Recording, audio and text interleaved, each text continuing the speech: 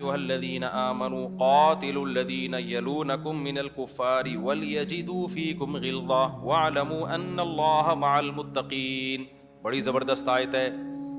میں نے کل بتایا تھا نا کہ وینس میں عیسائیوں نے مسلمانوں کے خلاف بورڈ لگایا ہوا ہے کہ مسلمان فاتحین یہاں آئے تھے یورپ میں اور ہمیں پتلی گلی سے نکال کے جزیروں میں محدود کر دیا. اس کے بعد یہ جزیرہ آباد ہو گیا, پورا شہر بن گیا. تو ایک نیگیٹو وے میں اس کا میں نے جواب دیا تھا کہ جو مسلمان فاتحین نے عیسائیوں کے علاقوں پہ قبضہ کیا, تو عیسائیوں نے جب ان علاقوں پہ قبضہ کیا تھا وہ کون سا الیکشن کے ذریعے ہوا تھا؟ وہ یہودیوں کو مار کے بھگایا تھا وہاں سے. تلوار لے کے چڑھے تھے کس پہ؟ یہودیوں پہ. یہودی کہیں گے اس کا مطلب ہم پہ ظلم ہوا ہے, تلوار کی زور سے ہم سے یہ علاقے چھینے گئے ہیں. تو ہم کہتے ہیں ایکسکیوز می سر, آپ لوگوں نے کون سا الیکشن کے ذریعے یا لوگوں نے آپ کو بلایا تھا کہ کائنڈلی ہم سے حکومت ہو نہیں رہی, آپ آ کے ہمارے علاقے سنبھال لیں؟ اتنا تمیز والا کبھی دنیا میں بندہ دیکھا آپ نے کہ جی میرا ملک مجھ سے کنٹرول میں نہیں آ رہا, تو ساتھ والے ملک کو چاہیے کہ کائنڈلی وہ مودی کہے کہ جی میں کنٹرول نہیں کر پا رہا تو پاکستان کنٹرول کر لے. کبھی ایسا ہوتا ہے؟ ایسا کریں گے کوئی بھی نہیں آئے گا. تو یہودیوں نے جو ان علاقوں پہ قبضہ کیا, آگے پوری آیتیں آئیں گی انشاءاللہ, کیسے سلیمان علیہ السلام نے گھوڑے دوڑائے اور کیسے داؤد علیہ السلام نے, اور بڑی بڑی وہ بھی تلوار کی زور پہ ہی ہوا ہے. تو بات یہ ہے کہ تلوار, اب تو یونائٹڈ نیشن کا ایگریمنٹ ہو گیا, اب اس لیے ایک ملک دوسرے ملک پہ چڑھائی نہیں کر سکتا, ساری دنیا کا معاہدہ ہو گیا نا. اور ویسے بھی مسلمان میں اب چڑھائی کی طاقت بھی نہیں ہے, اچھا ہی ہو گیا, معاہدہ ہو گیا.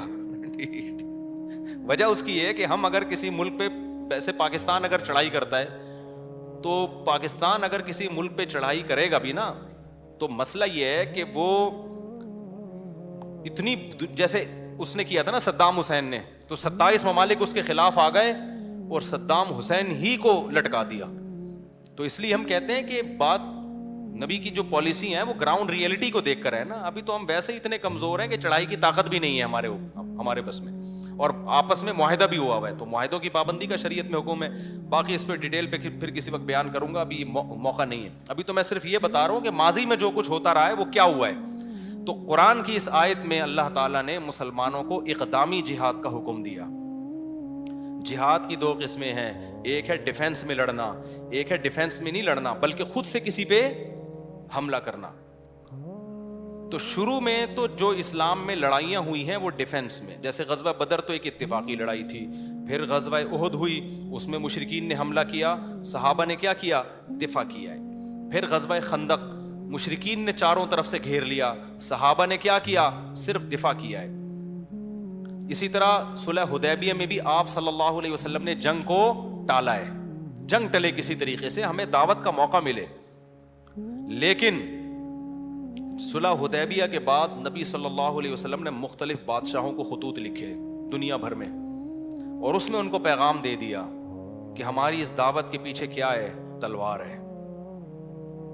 اسلم تسلم, اسلام قبول کر لو گے تو بخشش ہو جائے گی, اسلام قبول نہیں کرتے تو پھر محفوظ نہیں ہو, پھر ہمارا تم سے کوئی ایگریمنٹ نہیں ہے, فوجیں لے کے چڑھ جائیں گے ہم.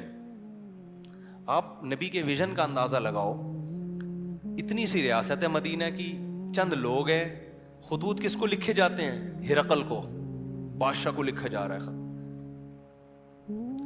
روم کے بادشاہ کو لکھا جا رہا ہے, فارس اور ایران کے بادشاہ کو, جو بڑی بڑی پاورفل ریاستیں. روم کا بادشاہ تو بہت ہی بڑی چیز تھا, وہ جیسے آج سپر پاور امریکہ سمجھا جاتا ہے نا, تو یہ امریکہ بھی اس کے مقابلے میں کچھ نہیں تھا, کیونکہ پورا یورپ, ترکی, استنبول, پھر رشیا کی بہت ساری ریاستیں, یہ ساری اس کے ماتحت تھیں. اتنے بڑے بادشاہ کو خط لکھا جا رہا ہے ایک یتیم کی طرف سے, جو لڑائیوں بند کرنے کے معاہدے کر رہے ہیں کہ بھائی ابھی ہم کمزور ہیں, لڑ نہیں سکتے, لیکن آگے ان کو بتایا جا رہا ہے کہ آنے والے ہیں, صبر کرو, ٹھیک ہے نا, آنے والے ہیں. اس پر بہت سے غیر مسلم لوگ کہتے ہیں کہ یہ تو آپ ریاست کے لیے کر رہے ہو نا, یہ تو آپ کو چاہیے, حکومت چاہیے, ریاست کے لیے اس ملک پہ حملہ کر رہے ہو. اگر ریاست کے لیے حملہ کر رہے ہوتے تو پھر یوں خط لکھتے کہ تم مسلمان ہو یا نہ ہو, ہمیں تمہارا علاقہ بہرحال چاہیے. نا نا نا نا، اس میں آپشن دیا جا رہا ہے اگر تم توحید کے راستے کو اختیار کر لیتے ہو، اللہ کے نظام کو زمین پہ نافذ کر دیتے ہو، تو پھر ہمارا تم سے کوئی اختلاف نہیں ہے، نہ ہم تم سے ریاست چھینیں گے، ادھر کے بادشاہ تم ہی ہو، ہمیں مقصد سے مطلب ہے، ذریعہ مقصد ہمارا مقصد نہیں ہے۔ تبھی ایسا ہوا کہ بہت سے ملکوں نے نبی سے معاہدے کیے۔ طائف والے جب آئے نا نبی کے پاس، جنہوں نے نبی صلی اللہ علیہ وسلم پہ کتنا ظلم کیا تھا، جب طائف والے نبی کے پاس آئے نا معاہدوں کے لیے، تو انہوں نے کہا کہ ہماری حکومت ہمارے طائف میں رہے گی، ہم ریاست آپ کے حوالے نہیں کریں گے، لیکن ہم بت پرستی بھی کریں گے اور یہ بھی کریں گے وہ بھی۔ نبی نے فرمایا کہ نہ، بت پرستی کی اجازت نہیں، شراب کی اجازت نہیں، زنا کی اجازت نہیں ہے، کیونکہ یہ تو اسلام کے مقاصد کے خلاف ہے، لیکن باقی ساری شرطیں ان کی قبول کر لیں اور طائف انہی کے حوالے کیا۔ تو اس سے پتہ چلتا ہے کہ اسلام کی جو تلوار ہے وہ نظریے کی بیس پہ ہے، وہ خطے کی جنگ نہیں ہے، وہ خطے کی جنگ نہیں ہے۔ تو یہی صحابہ کی لڑائیوں میں اگر بھائی آپ اس تو خدا کے نظام کو آپ نافذ کر دیتے ہو، پھر ہم آپ سے نجاشی نے لیا، مسلمان ہو گیا تھا نا، تو نبی نے نجاشی پہ فوج نہیں بھیجی ہے، تو یہ خوب سمجھ لیں۔ تو قرآن کی جب یہ آیت نازل ہوئی کہ یا ایھا الذین آمنوا، جب غزوہ خندق میں دفاع ہوا ہے نا، تو پھر نبی نے فرمایا کہ اب ہم پہل کیا کریں گے۔ اب کون پہل کرے گا؟ اب تک تو انہوں نے جتنی پہل کرنی تھی کر لی، اب ان میں پہل کرنے کی سکت نہیں ہے، اب ہم پہل کریں گے۔ تو سب سے پہلے پہل ہوئی ہے مکہ پہ، آپ صلی اللہ علیہ وسلم نے 10,000 کا لشکر لے کے چڑھائی کی اور بغیر جنگ کے فتح ہو گیا۔ اس کے بعد پھر کچھ دفاعی لڑائیاں ہوئیں، پھر قرآن کی یہ آیت نازل ہوئی کہ اب ایک مضبوط ریاست بن چکی ہے، اب اے ایمان والو تم نے کیا کرنا ہے؟ قاتلوا الذین یلونکم من الکفار، جو تمہارے قریبی کنٹریز ہیں غیر مسلموں کے، ان سے قتال کو شروع کرو۔ پھر جو صحابہ نے لڑائیاں لڑی ہیں نا، پھر وہ ہوتے ہوتے ہوتے ہوتے پھر آپ خوشخبریاں سنا رہے ہیں۔ یہ حدیث مجھے اتنی مزیدار لگتی ہے، قسطنطینیہ استنبول کہاں ہے؟ ابھی میں ہو کر آیا ہوں نا استنبول سے، ان لوگوں نے نا وہ حدیث اپنے ایئرپورٹ پہ لگائی ہوئی ہے، قسطنطینیہ والی حدیث، ترکوں نے۔ بڑا مزہ آتا ہے یہ حدیث پڑھ کے، کتنا دور ہے استنبول، اور عیسائیوں کا کیا ہے؟ مرکز ہے، اس کو فتح کرنا آسان نہیں ہے۔ ہمارے نبی صحابہ کو خوشخبری دے رہے ہیں کہ پہل کون کرے گا؟ اب ہم کریں گے، اب ان میں دم نہیں ہے ہم پہ حملہ کرنے کا، اور آپ خوشخبری سنا رہے ہیں۔ نعم الجیش جیش یغزو القسطنطینیہ ولنعم الامیر امیرها، فرمایا سب سے بہترین امیر وہ امیر ہے جو قسطنطینیہ پہ حملہ کرے گا، اور سب سے بہترین لشکر وہ ہے جو قسطنطینیہ کو فتح کرے گا۔ اس وقت سے صحابہ لگ گئے کہ ہم نے کیا کرنا ہے۔ آپ ذرا زمین کا نقشہ دیکھو نا اور ہسٹری پڑھو، ایسا ایمان بڑھتا ہے انسان کا۔ 100 سال بھی نہیں گزرے، محمد بن قاسم جو تھا نا 17 سال کا تھا، اور تابعین میں اس نے حضرت ابو ہریرہ کو بھی دیکھا ہے، بہت سے صحابہ کو دیکھا ہے، 17 سال کی عمر میں اس کو بھیجا گیا۔ بھائی سندھ کس کے کا؟ 17 سال کی عمر میں ایک لڑکا، ہمارے ہاں 17 سال میں پب جی کھیلنا سیکھ رہا ہوتا ہے بچہ، گٹکوں کو پیک کرنا، کیسے منہ میں گٹکا رکھا جاتا ہے اور کیسے پیک دوسرے کے منہ پہ تھوکی جاتی ہے، اور وضو خانوں میں نسوار کی پھٹکیاں اور پان کی پھٹکیاں کیسے پھینکی جاتی ہیں۔ 17 سال میں ابھی یہ بھی صحیح طرح سیکھا نہیں ہوتا، ابھی سیکھنا شروع کر رہا ہوتا ہے۔ نہیں یاری بات میرا خیال ہے، لیکن اسلام نے کیسی تربیت کی یار، ان لوگوں کی ماحول تبدیل کر دیا نا اسلام نے، کیسا ویژنری بنا دیا۔ 17 سال کا ایک لڑکا، اس کو مشن دیا جا رہا ہے کہ راجہ داہر سے کس نے لڑنے جانا ہے؟ محمد بن قاسم نے، اور سمندر کے راستے سے جانا ہے۔ آیا کہاں سے تھا؟ عراق سے۔ عراق کا نقشہ دیکھو، سندھ کا نقشہ دیکھو، وہاں سے وہ چلا ہے بھائی، اور میپ کیسے پڑا ہوگا اس نے؟ یار نہیں آ رہی لوگوں کی سمجھ میں، رہنے دو۔ تمہارا کیا خیال ہے، وہ سندھ میں بائی ایئر آیا تھا کیا، یا بغیر نقشے کے آ گیا تھا؟ یہ نقشے بنا کے کس نے دیے تھے؟ مسلمان سائنسدانوں نے، سمجھ رہے ہو؟ یہ نقشے بنا کے جو دیے تھے کس نے دیے تھے؟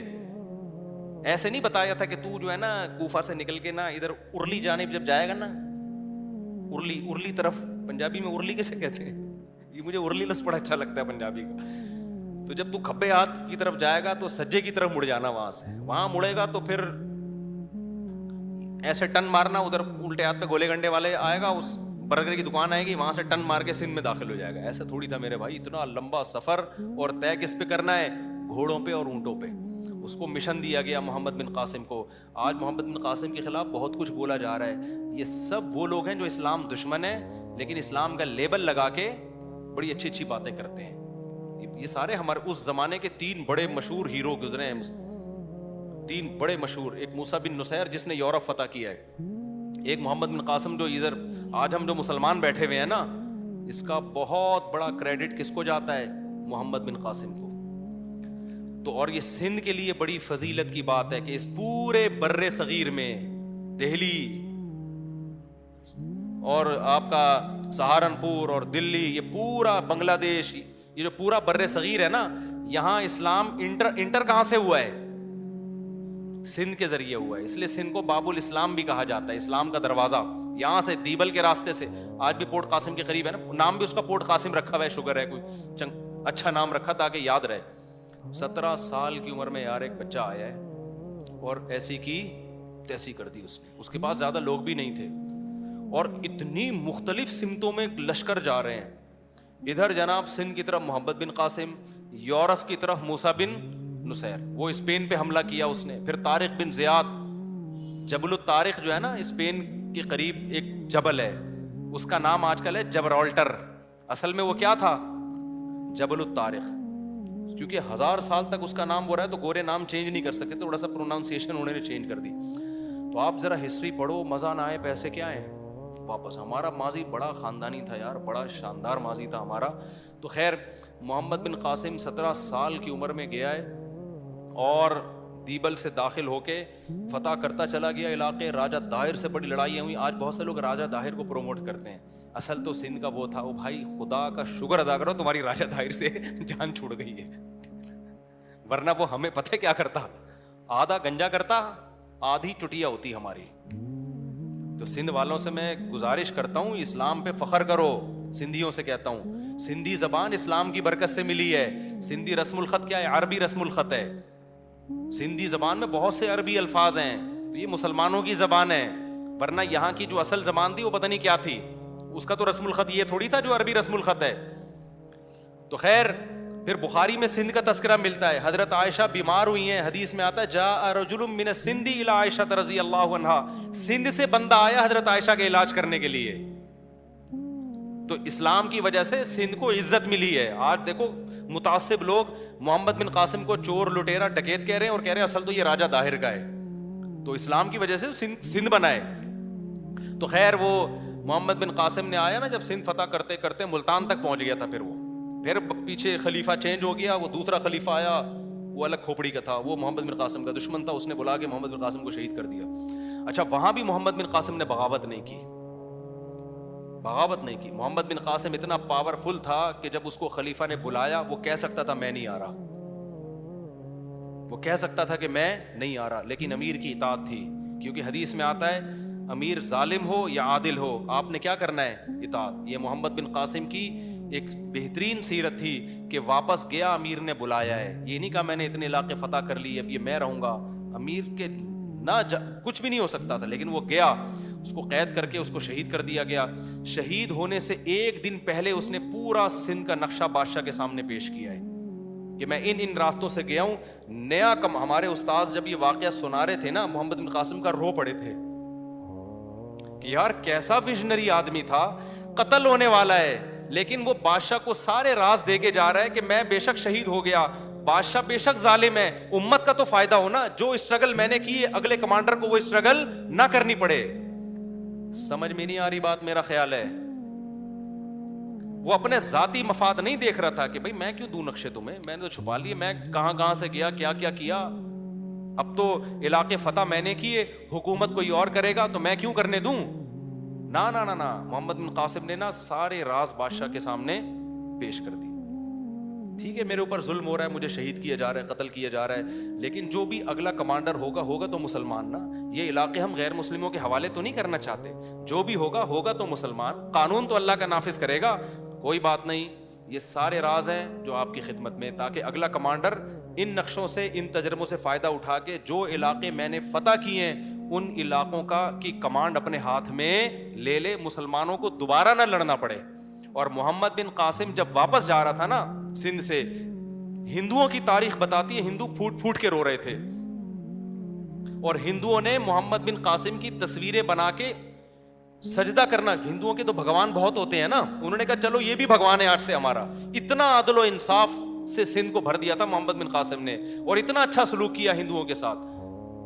یہ تو اب جا کے ہندوؤں نے تاریخ بدلنا شروع کر دی ہے, ورنہ آپ ہندوؤں کی پرانی کتابیں دیکھیں اس میں محمد بن قاسم کا بڑا اچھا تذکرہ ہے, ورنہ ہندو تصویر تھوڑی بناتا, تصویر بنا کے پوجتا تھا محمد بن قاسم کو.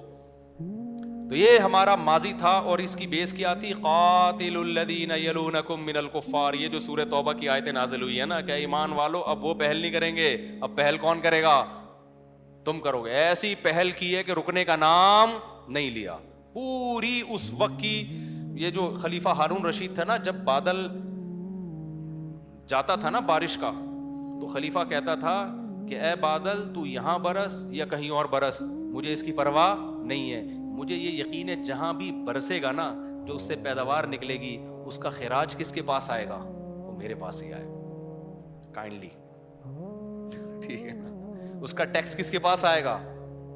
ہمیں تو یہ ہوتا ہے نا, یہاں سے بارڈر کراس کر کے بادل نکل گیا, لے بھائی ہمارے ملک سے تو گیا بادل, اب کہیں اور ہی برسے گا جا کے. بلکہ کراچی والوں کو اس پہ افسوس ہو رہا ہے, سکھر میں کیوں برس رہا ہے, سکھر والوں کو اس پہ ہو رہا ہے, حیدرآباد میں کیوں برس رہا ہے. تو خلیفہ ہمارا کہا کرتا تھا کہ وہاں جہاں بھی جا کے برس لے, ہمارے لیے کوئی ٹینشن کی بات نہیں. یہ 100 سال کے اندر اندر ہوا ہے یہ سارا کام. حضرت عمر کے دور میں بیت المقدس فتح ہو چکا تھا, اور 22 لاکھ مربع میل پر مسلمانوں کی حکومت قائم ہو چکی تھی. تھوڑے تھوڑے لوگ ہوتے تھے, بڑی بڑی طاقتوں سے لڑتے تھے, اتنی بڑی بڑی طاقتوں سے لڑتے تھے کہ آپ ہسٹری اٹھا کے دیکھیں, انگریز خود حیران ہیں کہ ایک یتیم پیغمبر, ایک یتیم جو مکہ کی ایسی زمین میں جو نہ لکھنا جانتے اور نہ پڑھنا جانتے, عرب جن پہ کوئی حکومت کرنا پسند نہیں کرتا تھا, آپس میں لڑتے اتنا تھے کہ ایک کا گھوڑا دوسرے سے آگے نکل گیا تو تلواریں نکلتی تھیں. ان میں اتنی تہذیب کیسے پیدا ہو گئی کہ تھوڑے سے عرصے میں اتنی بڑی دنیا پہ انہوں نے اتنی مضبوط اسٹیٹ قائم کر لی. اور کمال کی بات یہ کہ حضرت معاویہ رضی اللہ تعالیٰ عنہ کے دور میں پہلا بحری بیڑا تیار کیا گیا ہے سمندری جنگ کے لیے, کیونکہ نبی خوشخبری سنا چکے تھے, میری امت کا جو لشکر حملہ کرے گا نا سمندری لڑائی میں ان سب کو جنت کی ضمانت دیتا ہوں, او کما قال صلی اللہ علیہ وسلم. بعض صحابہ نے اٹھ کے دعا مانگی, یا رسول اللہ آپ دعا کریں ہم اس بحری لڑائی میں شریک ہوں. حالانکہ جس وقت آپ یہ خوشخبریاں سنا رہے ہیں اس وقت تو آپ کے معاہدے ہو رہے ہیں اور جنگ بندی کے معاہدے ہو رہے ہیں, اتنے کمزور, اور خوشخبریاں کیا سنا رہے ہیں کہ ایک بحری بیڑا تیار ہوگا عنقریب اور سمندر کے ذریعے حملہ کرے گا. نہیں آ رہی بات میرا خیال ہے. تو حضرت معاویہ کو یہ فضیلت جاتی ہے, سب سے پہلا بحری لشکر کنہوں نے تیار کیا, حضرت معاویہ نے. اس کا امیر کا نام رکھا امیر البحر, جس کو آج ایڈمرل کہا جاتا ہے گوروں کی اصطلاح میں. تو بڑا شاندار